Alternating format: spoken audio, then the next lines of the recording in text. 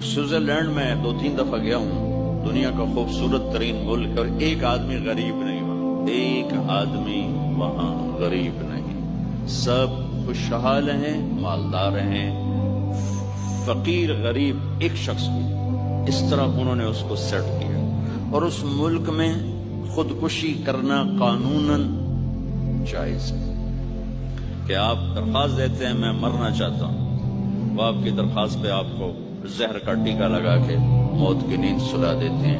ملک خوبصورت، لوگ خوبصورت، وادیاں خوبصورت، گھر خوبصورت، سواریاں خوبصورت، شہر چمکتے اجلے، پھر وہ وہاں مرنے کی اجازت کیوں ہے؟ میں تو اگر مرنا چاہتے ہو آ جاؤ، ہم تمہیں زہر کا ٹیکہ لگا دیں۔